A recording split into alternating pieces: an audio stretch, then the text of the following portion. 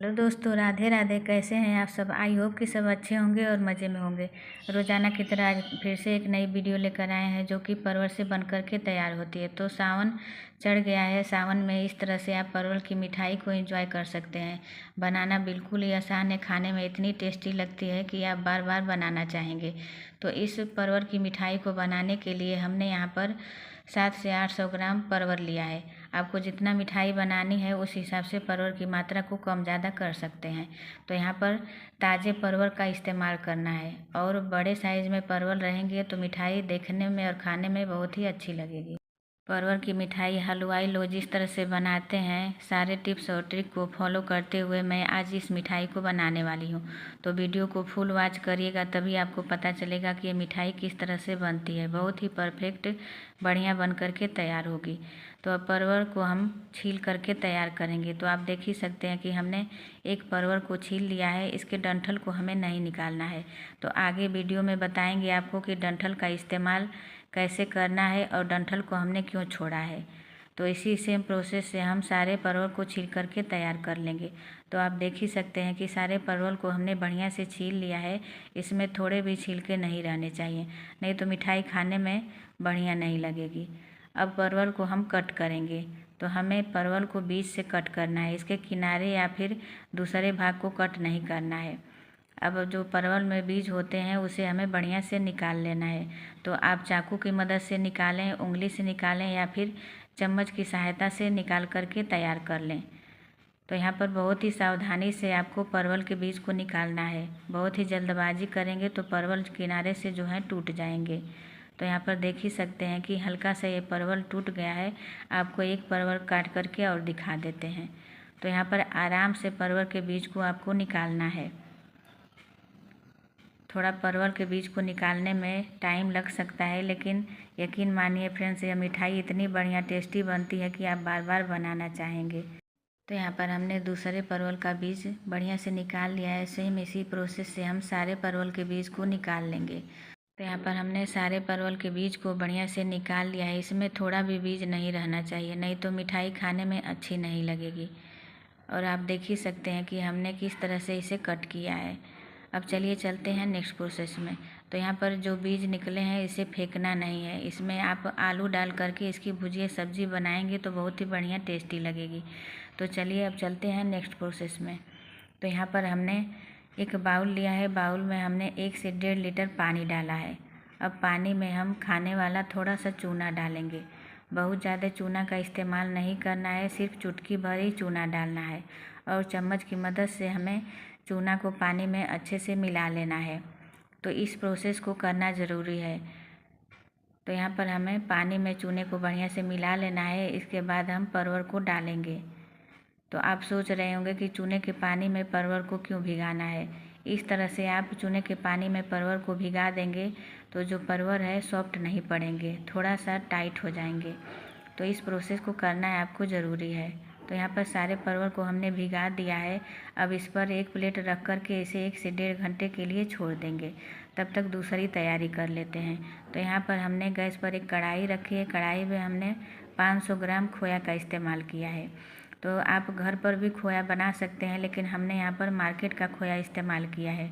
तो इसे थोड़ा सा भुनना ज़रूरी है, क्योंकि मार्केट में कितने दिनों का खोया बना करके लोग रखे रहते हैं। तो इस तरह से भून करके लेते हैं तो हमारी मिठाई बढ़िया टेस्टी बन करके तैयार होती है। तो 2 से 3 मिनट ही भूनना है, ज़्यादा भूनने की ज़रूरत नहीं है। तो यहाँ पर 2 से 3 मिनट हो गया है खोया को भूनते हुए। अब इससे ज़्यादा इसे नहीं भूनना है। अब कढ़ाई से हम निकाल लेंगे ताकि यह बढ़िया से जल्दी से ठंडा हो सके। ठंडा होने के बाद ही हम इसका यूज करेंगे। तो यहाँ पर आप देख ही सकते हैं कि हमने इसे कढ़ाई से निकाल करके ठंडा कर लिया है। अब इसे साइड कर देंगे और इसके बाद परवल को भी देख लेते हैं। तो परवल को भिगाए हुए हमें 1 से 1.5 घंटा हो गया है। हमने परवल के ऊपर प्लेट रख कर के लोटा रखा था, क्योंकि सारे परवल ऊपर ही तर रहे थे, तो इसे डुबाना ज़रूरी था। तो अब इसे हम बाहर निकालेंगे और साफ़ पानी लेंगे और इसी पानी में हमें परवल को बढ़िया से धुलना है।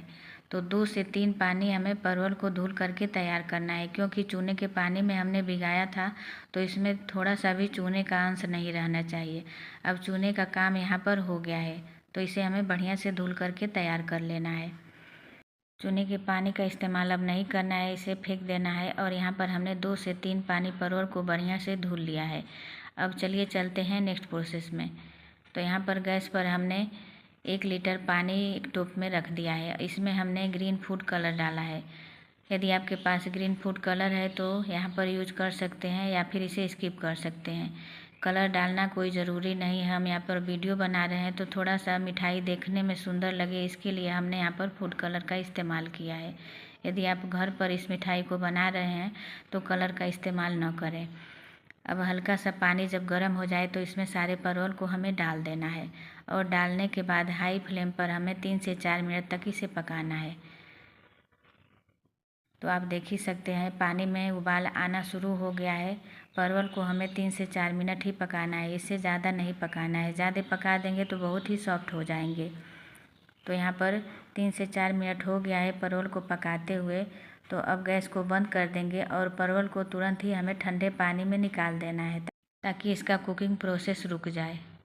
तो यहाँ पर सारे परवल को हमें पानी में डाल देना है। तो हमने यहाँ पर 2 पानी से बढ़िया से परवल को ठंडा कर लिया है। अब पानी से हमें निकाल करके इसे प्लेट में रखना है। तो अब परवल में थोड़ा भी पानी नहीं रहना चाहिए। इसे हल्के हाथों से दबाते हुए सारा पानी निकाल लेना है। तो यहाँ पर आपको ध्यान देना है, परवल को बहुत ज़्यादा तेज़ी से नहीं दबाना है। तेज़ से दबा देंगे तो परवल टूट जाएंगे क्योंकि बहुत ही सॉफ्ट हो गए हैं। तो यहाँ पर सारे परवल के पानी को हमें निकाल लेना है। तब तक चलिए चलते हैं गैस की तरफ। गैस पर हमने एक कढ़ाई रखी है। अब कढ़ाई में चीनी डालेंगे। तो हमने यहाँ पर 2 कटोरी चीनी का इस्तेमाल किया है। वज़न में लगभग यहाँ पर 400 ग्राम हमने चीनी का इस्तेमाल किया है। अब सेम उसी कटोरी से हमें 1 कटोरी पानी डालेंगे। तो यहाँ पर ज़्यादा पानी का आपको इस्तेमाल नहीं करना है।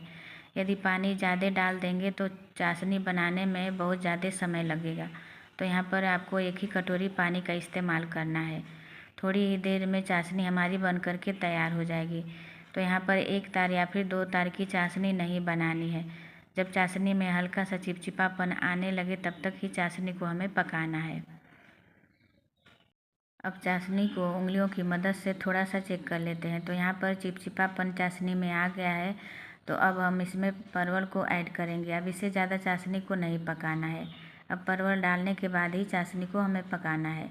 तो यहाँ पर सारे परवल को हम एक एक करके डाल देंगे और डालने के बाद इसे मीडियम फ्लेम पर चलाते हुए हमें 8 से 10 मिनट तक चाशनी में परवल को पकाना है। और यहाँ पर आपको पलटा हल्के हाथों से ही चलाना है। तो यहाँ पर चलाते हुए 8 से 10 मिनट तक हमें चाशनी में परवल को पका लेना है। तो यहाँ पर आप देख ही सकते हैं चाशनी पहले की अपेक्षा पतली हो गई है, लेकिन धीरे धीरे चाशनी हमारी गाढ़ी होती चली जाएगी और परवल का कलर भी चेंज हो जाएगा। तो यहाँ पर चाशनी और परवल को पकाते हुए हमें 8 से 10 मिनट हो गया है और यहाँ पर परवल का कलर ट्रांसलूसेंट हो गया है। तो इतना तक ही हमें परवल को पकाना है। अब चाशनी को भी चेक कर लेते हैं। तो जब चाशनी में 1 तार बनने लगे तो समझ जाइए यहाँ पर परवल हमारा बढ़िया से पक कर के तैयार हो गया है। तो अब गैस को बंद कर देंगे और इसे चाशनी में ही हम 1 घंटे के लिए छोड़ देंगे जब तक कि ये ठंडा ना हो जाए। और यहाँ पर हमने खोया रखा था तो खोया को भी देख लेते हैं। तो यहाँ पर हमने चीनी और हरी इलायची को बारीक पीस करके तैयार कर लिया है। तो यहाँ पर आपको चीनी साबुत नहीं लेना है, चीनी को पीस करके ही इस खोआ में डालना है। तो यहाँ पर हमने 3 से 4 चम्मच चीनी का इस्तेमाल किया है। आपको जितना मीठा पसंद हो उस हिसाब से चीनी की मात्रा को कम ज़्यादा कर सकते हैं। लेकिन हमने परवल को चाशनी में पकाया है तो ऑलरेडी खुद ही मीठा है। तो यहाँ पर आपको चीनी की मात्रा कम ही इस्तेमाल करेंगे तो मिठाई खाने में टेस्टी लगेगी। तो यहाँ पर चीनी और खोया को बढ़िया से मिला लेना है। तो चम्मच की मदद से मिलाएं या फिर हाथों से मिलाएं। हमने इसमें थोड़ा सा येलो फूड कलर डाला है ताकि मिठाई देखने में सुंदर लगे। तो कलर डालना ऑप्शनल है, आप चाहें तो डालें वरना स्किप कर सकते हैं। अब खोया को साइड कर देंगे, तब तक परवल को देख लेते हैं। तो परवल को चाशनी में रखे हुए 1 घंटा हो गया है, आप देख ही सकते हैं। देखने में परवल का कलर कितना सुंदर लग रहा है। इसके बाद जब हम इसमें खोया भरेंगे तो इसका कलर और टेस्ट दोनों ही बढ़ जाएगा। अब चाशनी से हमें परवल को निकाल लेना है। तो एक एक करके हम सारे परवल को एक प्लेट में निकाल लेंगे। इसके बाद आगे की तैयारी करेंगे। और जो चाशनी बची हुई इसमें नींबू डाल करके आप इसका शरबत जब भी चाहे बना सकते हैं। तो यहाँ पर परवल में अभी भी थोड़ी थोड़ी चाशनी बची हुई है, तो इसे हमें चाशनी निकाल करके ही तैयार करना है। इसमें थोड़ी भी चाशनी नहीं रहनी चाहिए, नहीं तो मिठाई खाने में बहुत ज़्यादा मीठी लगेगी। तो यहाँ पर एक एक करके सारे परवल की चाशनी हमें निकाल लेना है। अब इसमें हम खोया को फिल करेंगे। अब एक परवल लेंगे और उसमें खोया को फिल करेंगे। तो आप देख ही सकते हैं किस तरह से मैं खोया को परवल में भर रही हूँ। तो बहुत ही आसानी से इस प्रोसेस को करना है। बहुत ही जल्दबाजी यदि आप करेंगे तो परवल की मिठाई जो है फट सकती है। तो यहाँ पर थोड़ा सा सावधानी बरतनी होगी, तभी आपकी मिठाई देखने में सुंदर लगेगी। खाने में तो कोई फ़र्क नहीं पड़ेगा, लेकिन जल्दबाजी करेंगे तो मिठाई जो है इसका शेप बिगड़ जाएगा। तो यहाँ पर हमने एक मिठाई को बना करके तैयार कर लिया है। इसी सेम प्रोसेस से हम दूसरी मिठाई को भी फिल करके तैयार कर लेंगे। तो इस मिठाई को बनाना बहुत ज़्यादा तामझाम नहीं है, बहुत ही जल्दी बहुत ही आसानी से बन जाती है। लेकिन यकीन मानिए फ्रेंड्स, इतनी मस्त मिठाई बनती है कि सभी को बेहद पसंद आएगी। एक बार यदि आप मेरे तरीके से इस मिठाई को बना लेंगे तो बार बार बनाना चाहेंगे। तो यहाँ पर हमारी सारी मिठाई बन करके तैयार हो गई है। क्या इससे बढ़िया मार्केट में आपको मिठाई मिलेगी? तो आपका जब भी मन करे मीठा खाने का, तो इस तरह से आप परवल की मिठाई को भी घर पर आसानी से बना करके एंजॉय कर सकते हैं। अब जो परवल में डंठल है उसे हमें निकाल देना है। तो हमने डंठल को इसलिए रखा था कि परवल में जब हम खोया फिल करेंगे तो ये फट सकता है। तो इस तरह से डंठल रहने से परवल फटता नहीं है। तो अब इसका डंठल हमें निकाल लेना है, इसका यूज़ नहीं करना है। तो इसे हमने बादाम से गार्निश किया है। आप चाहें तो पिस्ता से या फिर काजू से, जिससे भी चाहें गार्निश कर सकते हैं। तो यहाँ पर देख ही सकते हैं बहुत ही बढ़िया टेस्टी मिठाई बन करके तैयार हो गई है। आई होप कि मेरी वीडियो आपको पसंद आई होगी। पसंद आई है तो लाइक करें, चैनल पर नए हैं तो सब्सक्राइब करें और ज़्यादा से ज़्यादा शेयर करें। फिर मिलेंगे नेक्स्ट वीडियो में। Thanks for watching.